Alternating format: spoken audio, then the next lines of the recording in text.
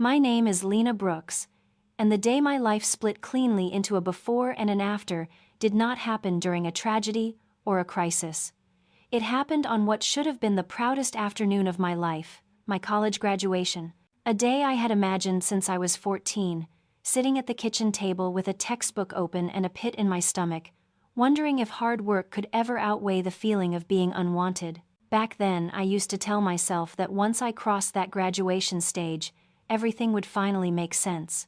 I would belong somewhere, I would be seen, I would be safe. None of that happened. The truth is, my graduation day became the moment my stepmother chose to cut me out of the family in front of everyone we knew. And it was also the moment I realized how quietly power can shift when no one sees it coming. If there is one thing you need to know before I tell you the rest, it is this. Sometimes the loudest betrayal happens under string lights and polite applause, and sometimes the quietest revenge begins long before anyone notices the ground moving. That is the hook of my story.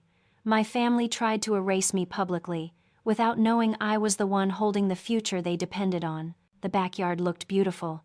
I will give Vanessa that. My stepmother had decorated it with pearl white balloons, gold banners, and a photo backdrop capturing every flattering angle of herself and her 2 children. There was nothing about the celebration that reflected me, not my favorite colors, not my friends, not my achievements. I had spent the morning moving chairs and setting up tables while her photographer circled around her like she was the one graduating. But I kept my head down. I was used to being the invisible pair of hands that made everything run smoothly. My father barely said 3 sentences to me all day.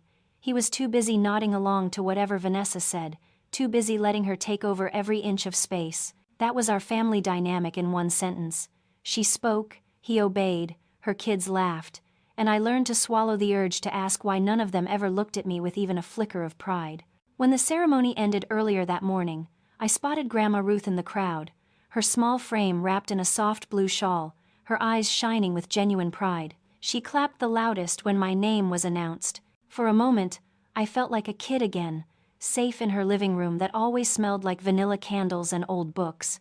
She squeezed my hand afterward and whispered, "Quiet children make quiet power moves." I held on to those words as tightly as I held my diploma.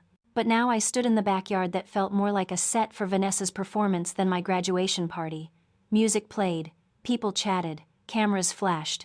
My name was nowhere, my face was nowhere. I was the guest of honor, who had been quietly edited out of the script. My stepbrother Chase called out to me from the dessert table. He held up a slice of cake and smirked, as if he was doing me a favor by acknowledging I existed. His sister Olivia gave me a tight smile before turning away, whispering something to a group of guests that made them all glance at me with pity or judgment. I stopped guessing years ago. It did not matter. Then Vanessa tapped her spoon against her champagne glass. The sound cut through the music like a blade. Conversations faded, people turned. Every eye in the backyard shifted toward her as she stepped into the center with a smile she reserved for public admiration. The sun lit up her gold earrings and her perfect blowout, as if she had been waiting for this spotlight all day. I felt something twist in my stomach. I had lived with her long enough to recognize the tightness in her jaw, the rehearsed gleam in her eyes. Whatever she was about to say, it was not for me, it was about me. She began with graceful confidence, thanking everyone for coming and calling the day a celebration of new beginnings. Guests nodded, expecting a sentimental speech about my future. I felt the shift before the words even left her mouth. She paused, looked straight at me, and said the sentence that tore through the yard like lightning. "We are moving to Atlanta, but not all of us." Silence rolled in behind her voice. Then confusion. Then a ripple of uncomfortable laughter.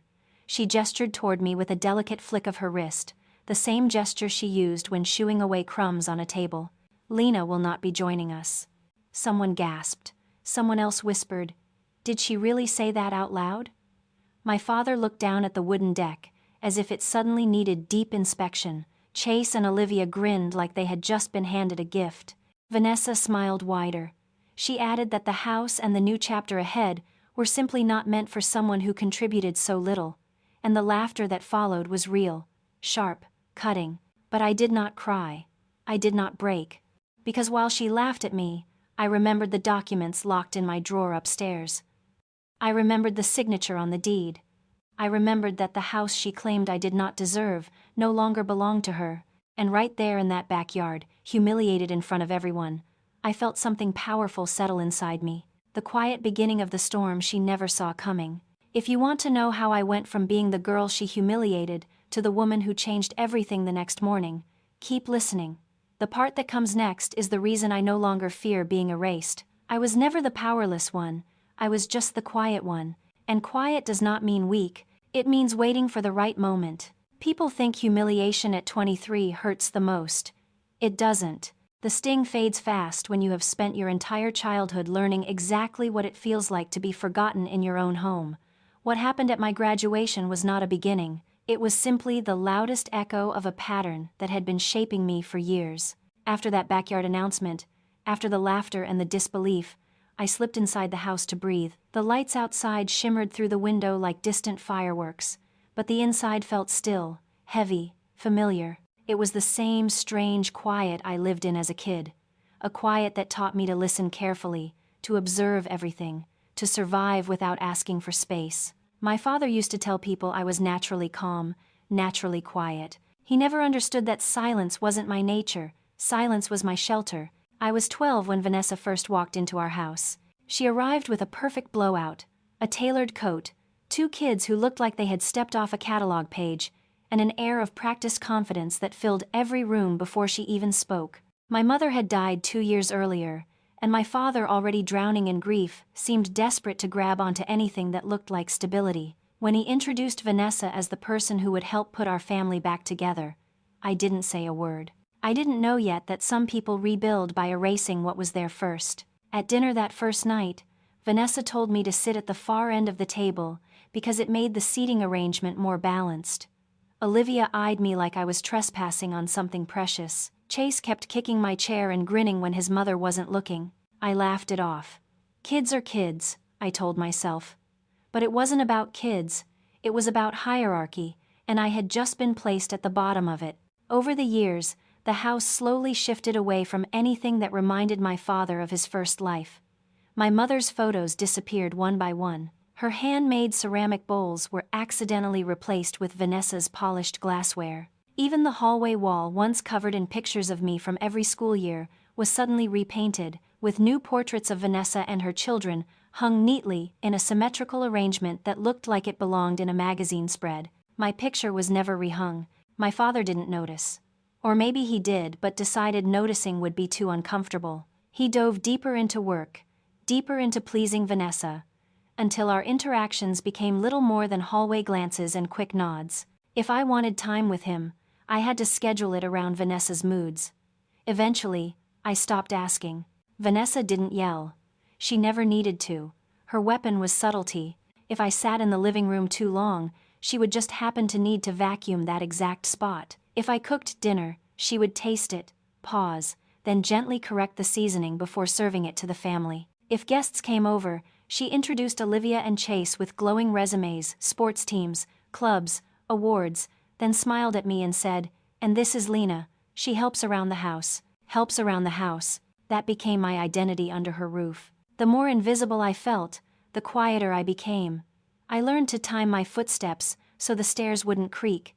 I learned which rooms I could use without being questioned. I learned how to slip through the house like a shadow just to avoid being told I was in someone's way. It's strange how a place can be filled with people and still feel empty. But that emptiness taught me something crucial.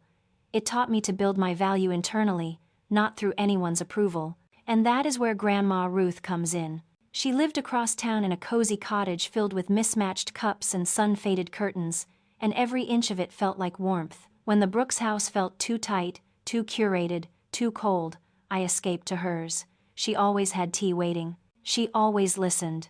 She always reminded me that blending into the background didn't mean I lacked strength.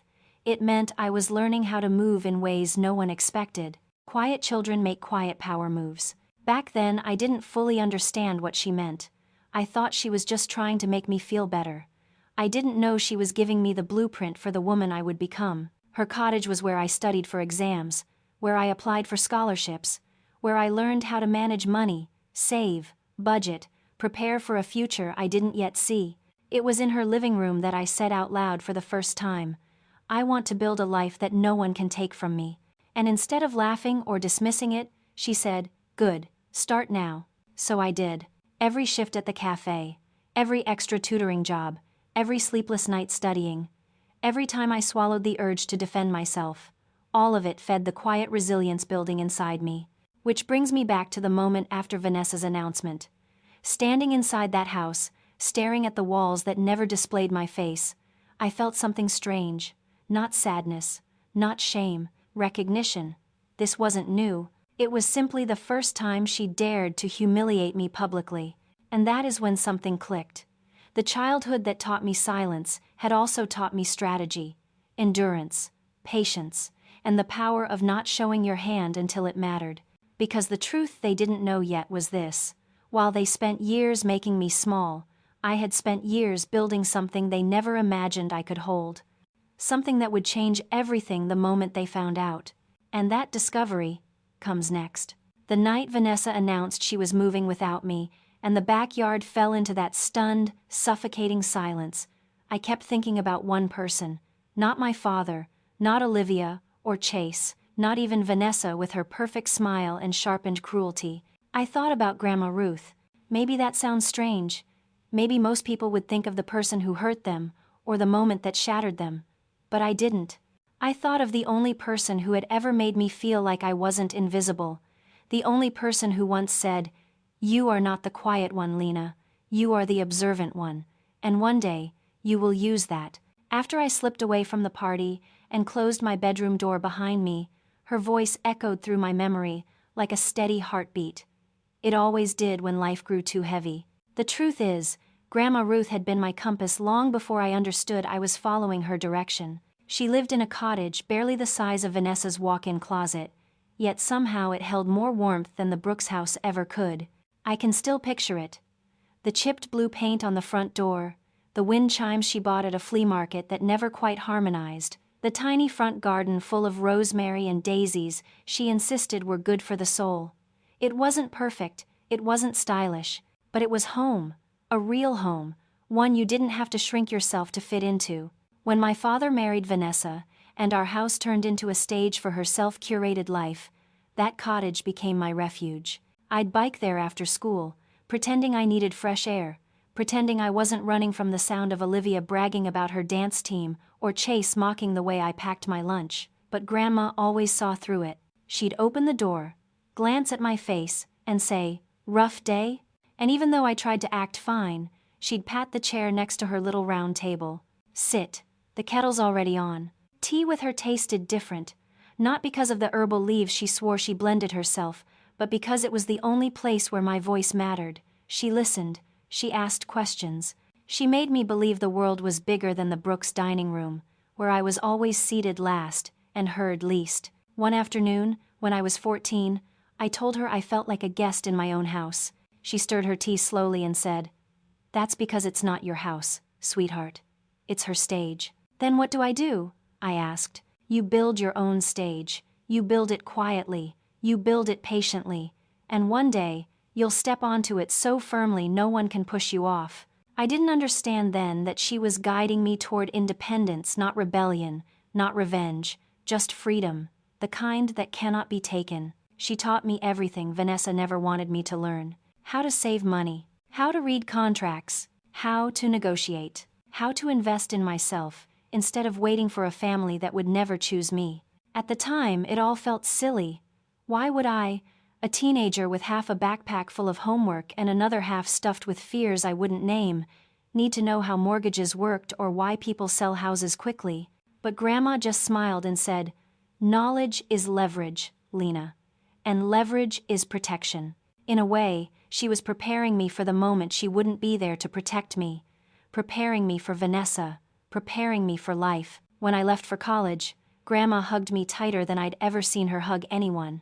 She whispered that I was going to surprise myself, not just the world. I didn't realize until years later that she knew exactly what she meant. She knew what I would grow into long before I did, and she was right. Because while Vanessa was teaching me how to disappear, Grandma Ruth was teaching me how to rise. Quietly, yes. Patiently, yes. But rise all the same. Even during college, Whenever the Brooks family forgot to call me on holidays, or Vanessa posted photos captioned, "Our perfect family with my absence unmentioned," I didn't feel as empty as I used to. I would just drive to Grandma's cottage on weekends. She would pull out cookies she pretended she baked, but clearly bought from the store, and she'd say, "I'm proud of you, Lena," and I'd believe her. But the hardest part came my junior year, when she got sick. She hid it as long as she could, waving me off when she grew tired, insisting she was just slowing down. When the truth came out, I dropped everything to be by her side. Vanessa complained I was being dramatic. My father told me to balance my time better. Olivia said, "Everyone's grandparents get old," but Grandma never complained. Not once. On the last week before she passed, she squeezed my hand and whispered, "You're ready, Lena. You're more ready than you think." I cried, not because I didn't believe her, but because I didn't feel ready to lose the only person who ever truly saw me. After her funeral, Vanessa didn't offer condolences. She simply said, "Well, I guess you'll be spending more time at the house now."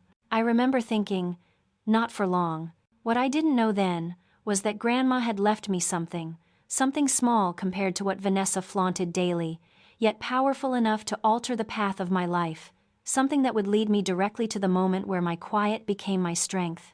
And that discovery began with a single envelope I didn't expect to receive. When I think back on everything that happened, people often assume the moment that changed me was the backyard announcement.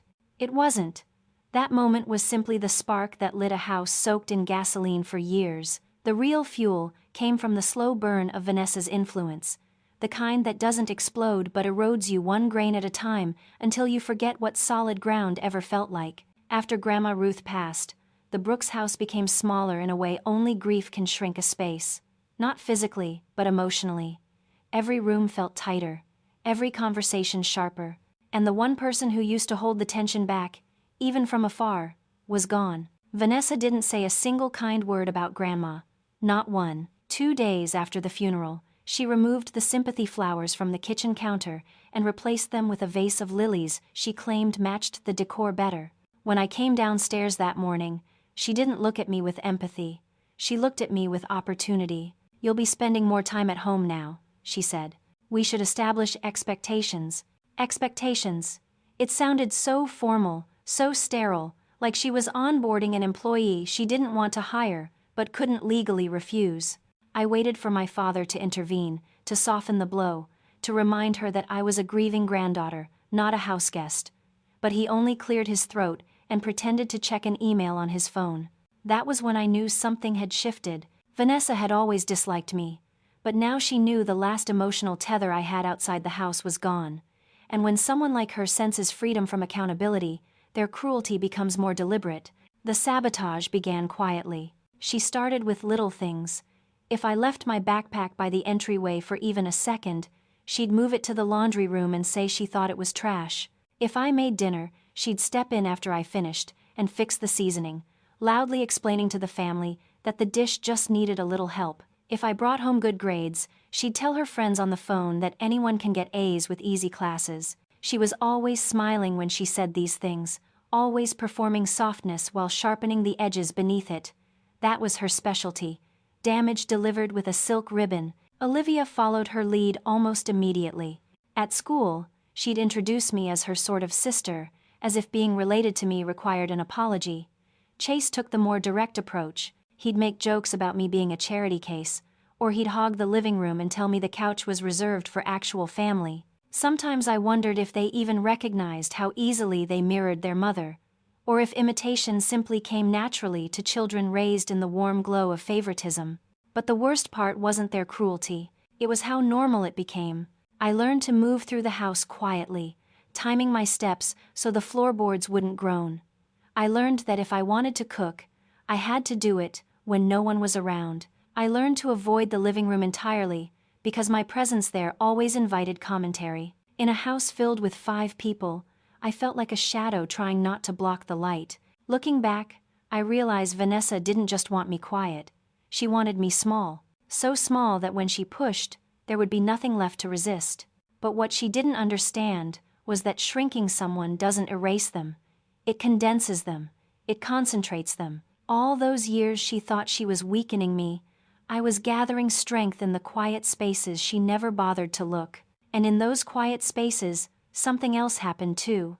I started noticing what she overlooked. The mail she didn't open. The conversations she assumed were too boring to overhear. The financial documents she glanced at but never truly read. The house wasn't just a home, it was an ecosystem, and if you paid attention long enough, you could see the cracks no one else noticed.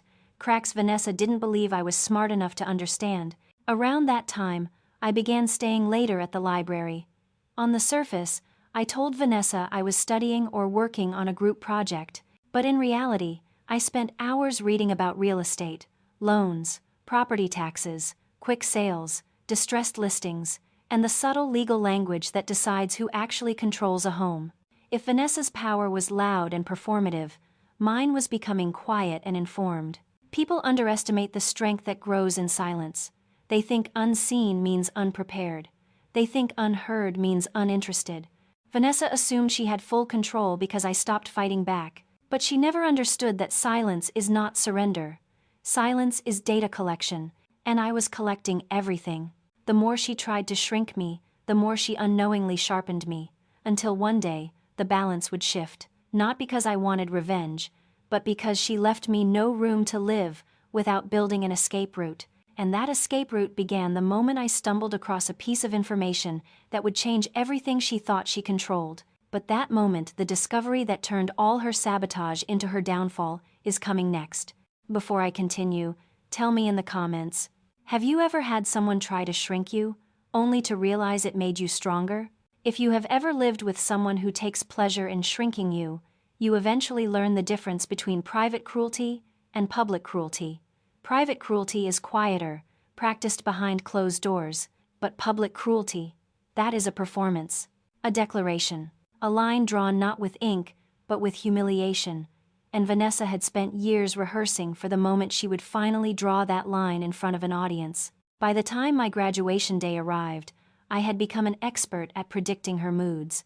I could tell from the way she walked across the kitchen tile whether she was irritated or triumphant. I could tell from her tone whether she was planning a small cut or a deep one. And that morning, as she floated around the backyard adjusting decorations and posing for photos like she was the one being celebrated, I felt a familiar heaviness creep down my spine. Something was coming. Not because she said anything directly, but because she didn't say anything at all. She moved with the kind of confidence a person only has when they know the day belongs to them. The backyard looked like a catalog spread, white linens, gold-rimmed glasses, a dessert table that took 3 hours to assemble. She had planned everything except the part that actually involved me. My father stood at her side, smiling in all the right moments, nodding when she asked, "Isn't this perfect?" He didn't notice that there was not a single picture of me on display. Not one. Guests began arriving in clusters, co-workers, distant relatives, people I barely recognized but Vanessa greeted like old friends. They congratulated her more than they congratulated me. Some even handed her gifts meant for me, and she accepted them with a gracious smile that made my stomach twist. I tried to stay busy with the tasks no one noticed. Refilling ice, adjusting chairs, clearing plates. It was easier to be useful than to stand still and risk being in Vanessa's way. But every time I passed her, her eyes followed me in a way that felt anticipatory, like she was waiting for the perfect moment to strike. And that moment arrived when the sun dipped low enough for the string lights to glow. Vanessa tapped her spoon against a champagne glass once, then twice. The sound cut through the music like a blade. Conversations died, faces turned, even the wind seemed to pause. My heart clenched. I knew this rhythm. I had lived inside it for years. This wasn't going to be a toast. It was going to be a declaration. And declarations from Vanessa always came with consequences. "Well," she said, stepping toward the center of the yard, with a smile so wide it looked rehearsed. "Thank you all for coming to celebrate our new chapter." Our new chapter, guests murmured approvingly. Cameras lifted. My father placed his hand gently on Vanessa's back, the way he did whenever he wanted her to know he supported her fully. But Vanessa wasn't looking at him. She was looking at me, directly, almost hungrily. She raised her glass. "And we thought," she continued, "what better moment than today, to share a little news about our family's future." People leaned in. Some lifted their phones, ready to record what they assumed was good news. Maybe a promotion for my father, maybe a new house, maybe something sentimental. I felt the shift before she said it. "We're moving to Atlanta." A ripple of surprise rolled through the crowd. My breath caught, but not because of the news. Vanessa loved dramatics. Moving didn't shock me. But then she added the line she had sharpened just for me. "But not all of us." Silence slammed down like a dropped stone. My father blinked. Olivia pressed her hand to her mouth, pretending to be surprised. Chase grinned, like he had been waiting for a punchline he already knew. Vanessa's smile widened. "Unfortunately, Lena will not be joining us. She has her own path to take." Her tone made the words sting harder than if she had screamed them. Guests looked at me, some sympathetic, some confused, some enjoying the spectacle more than they were willing to admit. But she wasn't done. "This home," she said, sweeping her arm around dramatically, "is simply not the right environment for someone who contributes so little." There it was. The public cut, delivered with her signature grace. Laughter rippled across the yard. Tiny, sharp, the kind meant to pierce quietly. I could have cried. I could have run. I could have defended myself, but instead, I felt something unexpected. Power. Calm, steady power. Because while she stood there announcing that I didn't belong, she had no idea the ground beneath her feet was no longer hers. She had no idea that her performance of superiority was unfolding on a stage I already owned.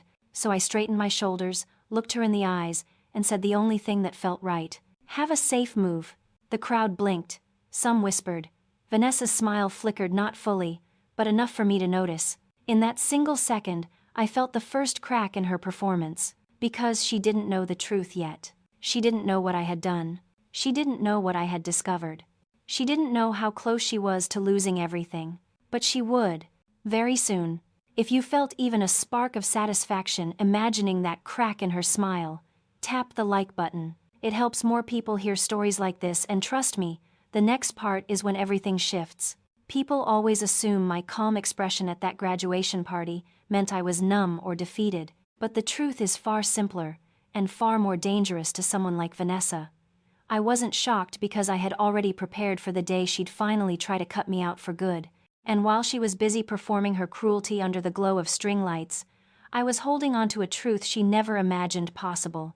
The house she bragged about, the house she posed in front of for social media, the house she claimed I didn't deserve to live in, it wasn't hers, not anymore, not for weeks. But to understand how that happened, you have to go back to the moment everything started shifting, not in that backyard, but months earlier, on a quiet Thursday afternoon when the mail arrived. At that time, Vanessa was so consumed with planning Olivia's dance showcase and posting curated family photos that she forgot one crucial thing. Real power doesn't live in staged pictures. It lives in paperwork. I had come home from class early and noticed an envelope on the kitchen counter addressed to the homeowner. Not to my father, not to Vanessa, not to anyone with our last name, just homeowner. The return address was from a local real estate agency. That alone caught my attention. I wasn't snooping, I wasn't searching, but the envelope sat open, torn clumsily, like Vanessa ripped it without caring and abandoned next to a half-finished latte. I glanced inside and froze. It was a notice about a potential sale. The previous owner, someone my father bought the house from years earlier, had never fully removed their name from a certain administrative record due to a clerical mistake.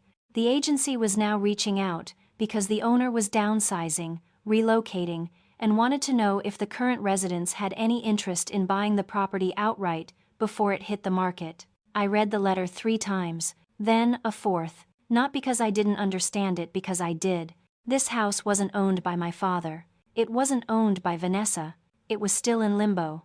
And limbo can be opportunity, if you know how to read between the lines. I stood in the kitchen that day with my heart pounding, not from fear, but from something I hadn't felt in years. Possibility. The kind of possibility Grandma Ruth used to whisper about when she said, "Knowledge is leverage, sweetheart, and leverage is protection." I had savings. I had scholarships. I had the small inheritance Grandma left me, the one Vanessa assumed was worthless. I had everything except one thing: doubt. So I made a call. The real estate agent answered kindly, assuming I was the daughter of the homeowners. I didn't correct her. Instead, I asked questions. A lot of them. Questions Grandma had taught me to ask. Questions Vanessa never would have imagined I knew how to form. Within 20 minutes, I learned everything I needed to know. The house was absolutely available. It simply needed someone willing to move quickly. Someone with determination.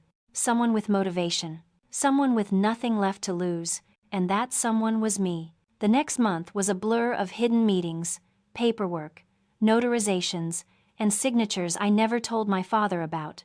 Not because I wanted revenge, but because I knew any hint of independence from me would be treated like defiance. Vanessa especially would have weaponized it. So I moved quietly. I'd slip out early, pretending I had group projects. I'd stay late at the library, filling out loan documents and double-checking legal phrasing. I'd bike to appointments so no one noticed the car missing. Every step felt like reclaiming a piece of myself they had tried to erase. The real estate agent, a woman named Jenny, kept saying, "It's impressive you're doing this alone." If she knew why, she never asked. But I think she sensed I wasn't just buying property.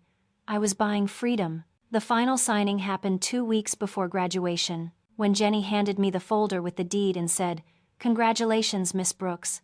I didn't cry. I didn't scream.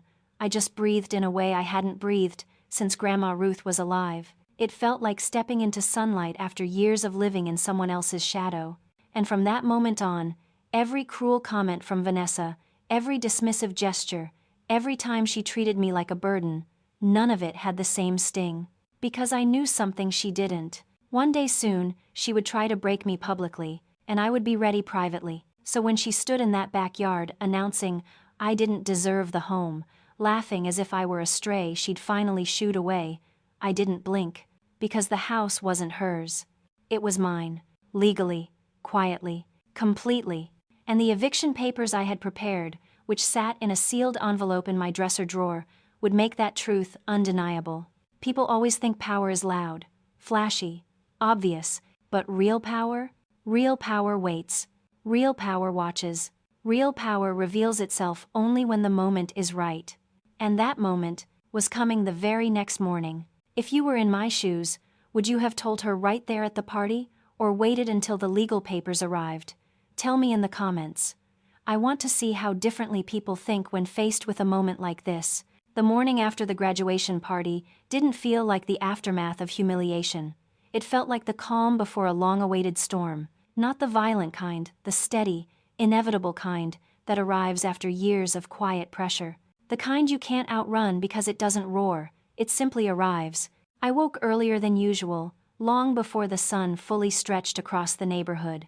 The house was silent, wrapped in a kind of stillness that only exists before a truth reveals itself. For the first time since I was 12, silence didn't feel suffocating. It felt like freedom rehearsing its first inhale. I sat at my desk, the morning light spilling across the envelope that held the eviction notices. Everything was there. The deed with my name, the legal language executed cleanly, the 30-day timeline. Nothing cruel, nothing dramatic, just the facts, the very thing Vanessa never thought I had on my side. I ran my fingers over the papers, remembering how she had stood in the backyard just hours earlier, announcing to a crowd that someone like me didn't deserve a place in the home, how she relished the spotlight, confident that I was powerless to respond. But she didn't know that while she performed, I had already positioned the ending to her story. At exactly 8:07 a.m., a car pulled into the driveway. The process server stepped out, straightening his jacket as he checked the address. He greeted me with a nod, calm, professional, unaware of the emotional earthquake he was about to deliver inside the home. "Ready?" he asked. Ready. I'd been ready for years. As we walked up the path, dew clung to the grass, sparkling as if the world was trying to make the moment look softer than it was. The porch felt colder than usual, the air heavier. I could almost hear my heartbeat in my ears. The server lifted his hand to ring the bell, and the front door swung open before he touched it. Vanessa stood there in a pale silk robe, hair in soft rollers, holding a steaming mug like the morning belonged to her, and always would. The expression she wore was the same one she reserved for delivery drivers she deemed below her, thin patience mixed with mild superiority. "Yes?" she asked sharply. The server extended the envelope. "These are for you." Her eyebrows pinched as she took it. She didn't thank him. She didn't even look at me. She simply tore the envelope open right there on the porch, steam from her mug curling into the air as she skimmed the first page. Her face drained of color. "What is this?" she whispered, voice cutting through the quiet morning. The server didn't answer. He simply nodded once, said, "You've been served," and walked back to his car, leaving the truth in her shaking hands. My father appeared behind her, adjusting his glasses, still half asleep. "What's going on?" he mumbled. She spun and shoved the papers against his chest. "Read this," she snapped. He read the first line, then the second, then the part that mattered: ownership, eviction, 30 days, and then my name. He looked up at me, eyes wide with confusion that quickly twisted into disbelief. "Lena, why is your name on the deed?" I held his stare. For the first time in my life, I wasn't the one shrinking. "Because I bought the house," I said softly. "Last month." The silence that followed didn't feel like the ones I grew up enduring.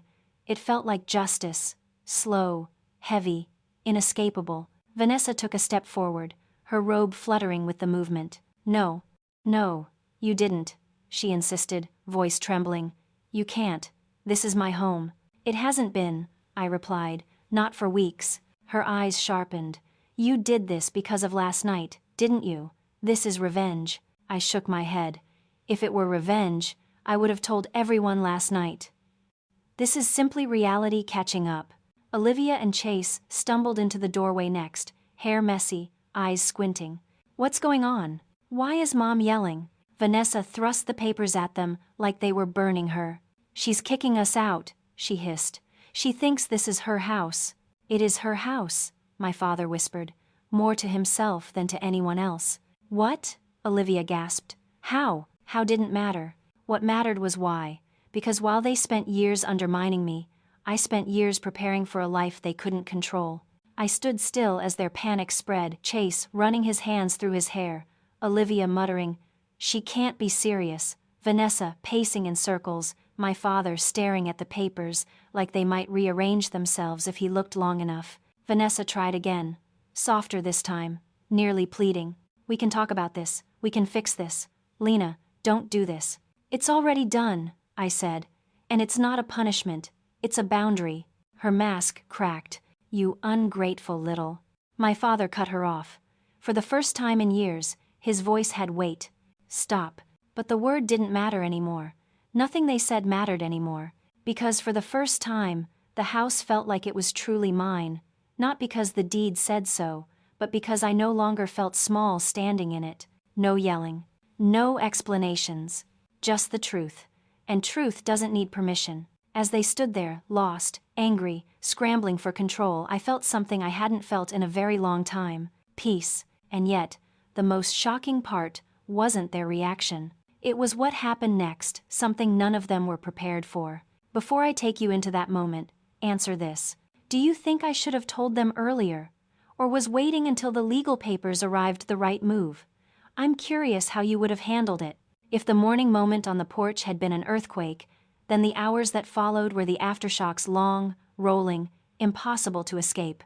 The house that once felt like a fortress Vanessa built around herself suddenly looked fragile, like the truth had cracked every beam. And for the first time ever, I watched her face something she couldn't charm, perform, or manipulate her way out of. After the process server's car disappeared down the street, the four of them stood frozen in the doorway, Vanessa clutching her robe, Olivia gripping the stair railing, Chase pacing in frantic circles, and my father staring at the notice as if rereading it might change the words printed there. I didn't move. I didn't raise my voice. I didn't gloat. Power doesn't need volume. It just needs certainty. Vanessa broke first. Her voice shot out high and sharp, the way it always did when she lost control. "This is ridiculous. It's absurd. You can't do this to us. We have lives, jobs, commitments." "You have 30 days, I said calmly.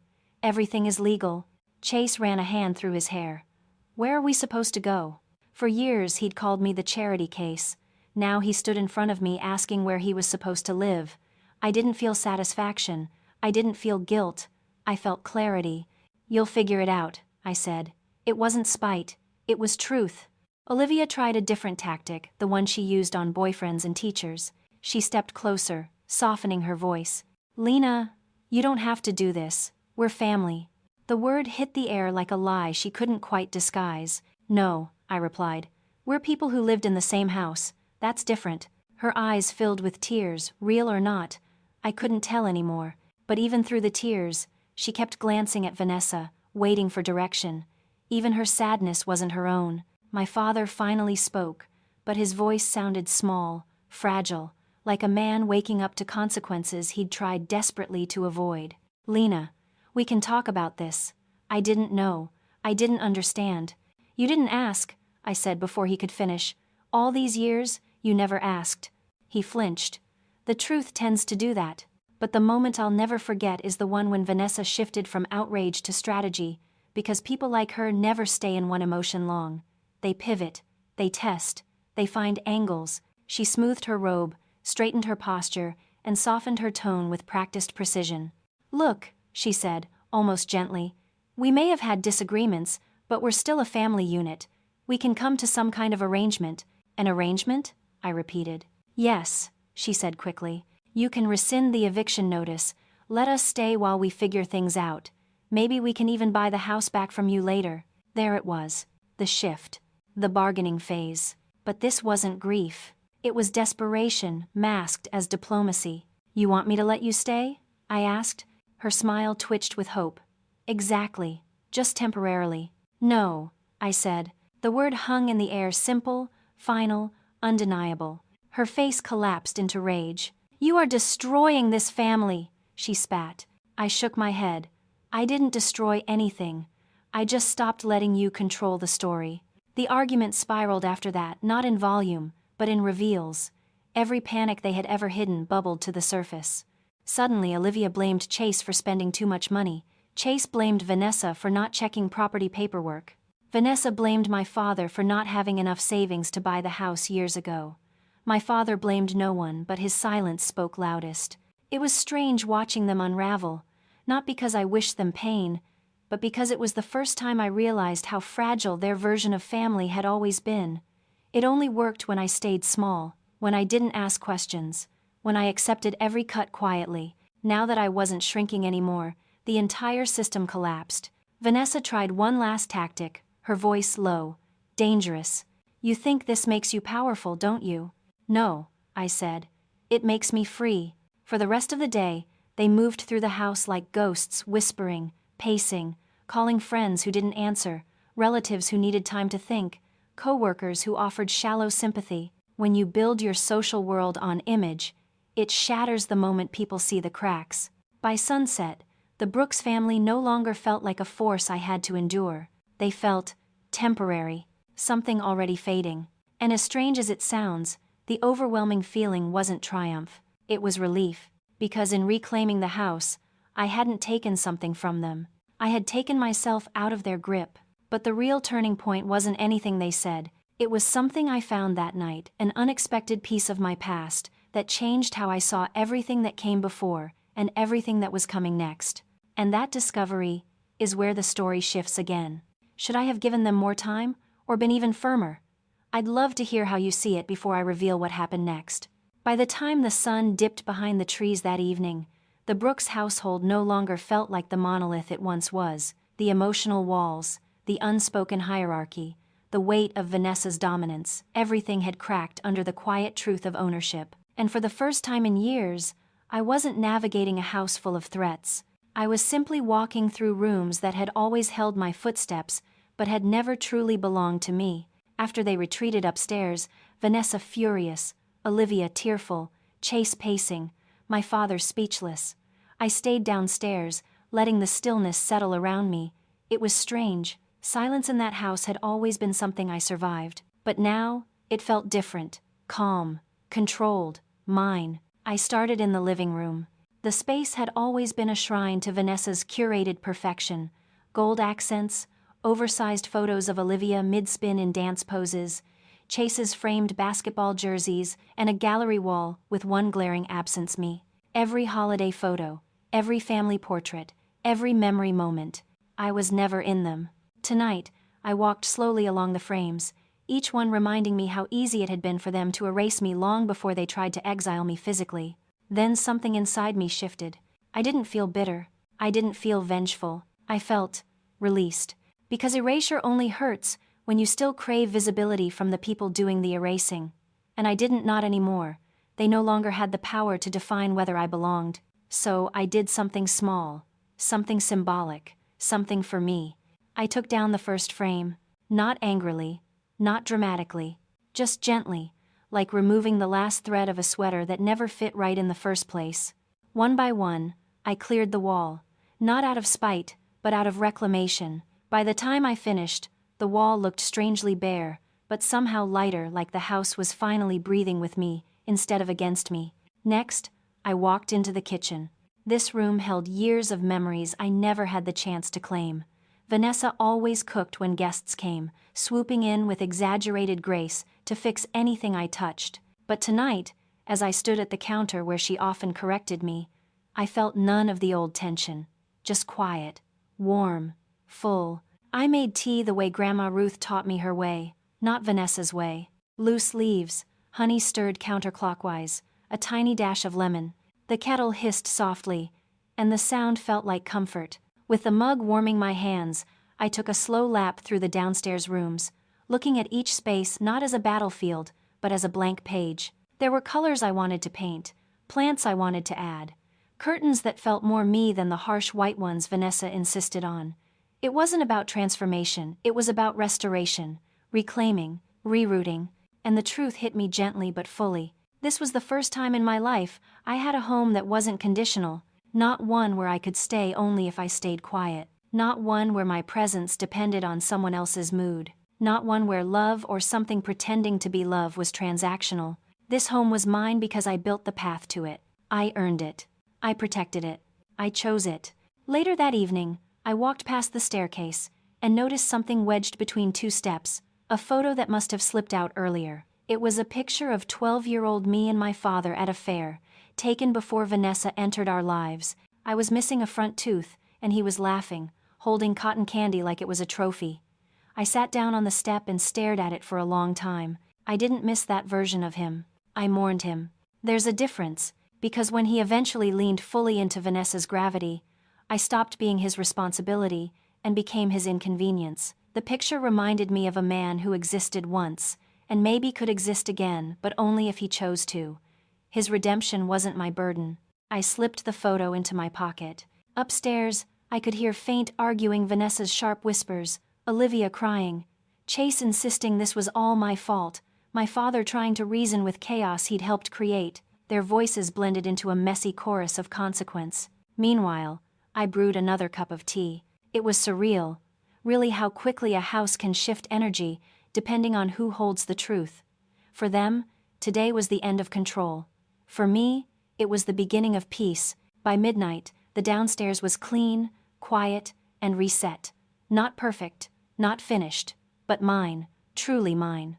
I stood in the center of the living room, bare wall behind me, and inhaled deeply, my first full breath in years. And with that breath came something unexpected, a sense of anticipation, not fear, not dread. Anticipation, because while today had been the day their world cracked, tomorrow would be the day everything changed. Not just for them, for me too. And what happened the next morning, none of us could have predicted. Before I continue, I genuinely want to know, if you were me, what would be the first thing you'd change in the house? Be honest, be petty, be chaotic.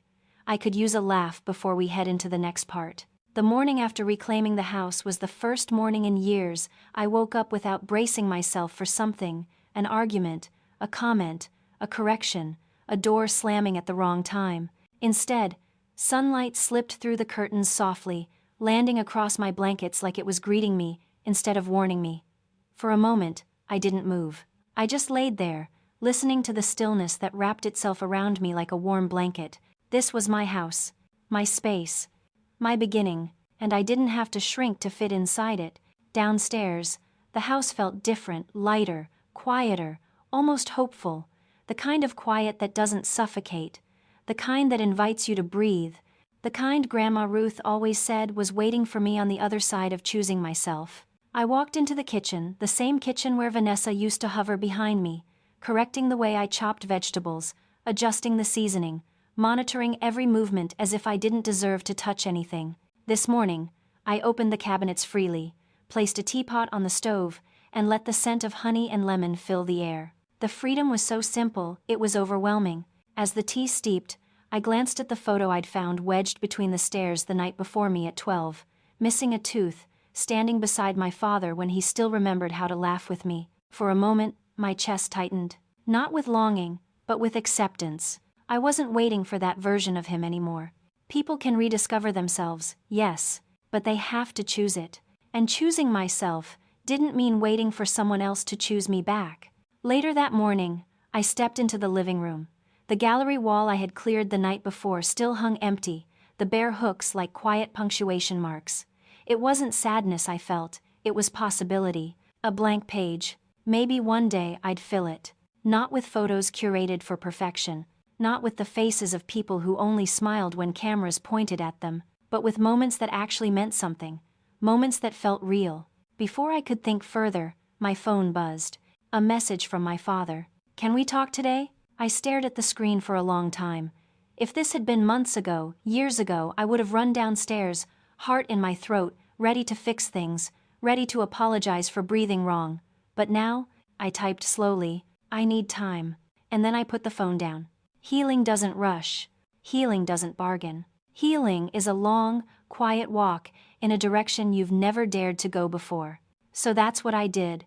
I spent the next few days repainting the living room, not white and gold, not the sterile perfection Vanessa demanded, but a soft sage green Grandma Ruth once said, reminded her of spring rain.